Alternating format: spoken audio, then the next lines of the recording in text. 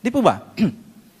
So once we permit Satan to get full hold on us, then he can begin apprehending us. We are giving him permission to trouble us. Ano po? To throw flaming arrows. Ano po yun? Yung mga worries, yung mga takot, yung mga pag-aalala. Paano ba natin nape-permit si Satan sa ating pong buhay? Kung kaya nadidisturb nito ang ating pong kapayapaan. Well, again, if we begin to trust our resources and not our relationship with God. If we begin to base our peace on the externals and not on the eternals. If we begin to depend again on our works and not on His works.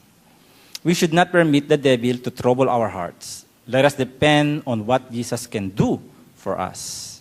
Especially that Jesus is now in heaven interceding for us. Kung kaya sabi po na isang awit, hindi ko lang po maalala po yung kanyang chorus. Nung bago akong Kristiyano, yun na po yung aking pong kinakanta-kanta. Ang sabi po doon, someone is praying for you. Someone is praying for you. Someone is praying for you.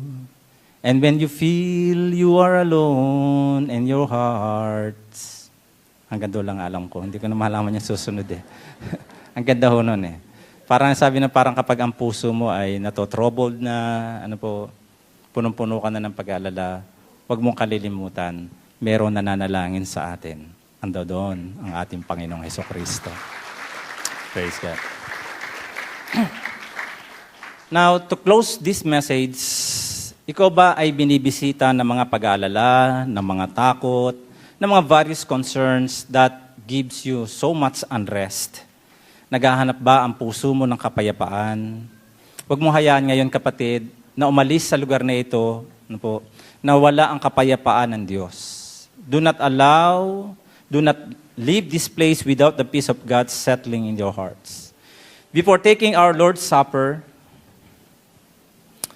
I'll invite you to join me in a short prayer. You may just bow your heads from where you are. Kung ito ang hinahanap ng puso mo. Andiyan dyan ang mga pag-aalala sa puso mo, binabagabag ka ng maraming bagay.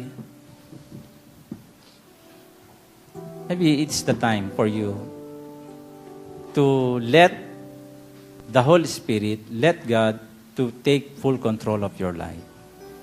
Kung andiyan ka, pwede ka sumunod sa isang maiksing panalangin.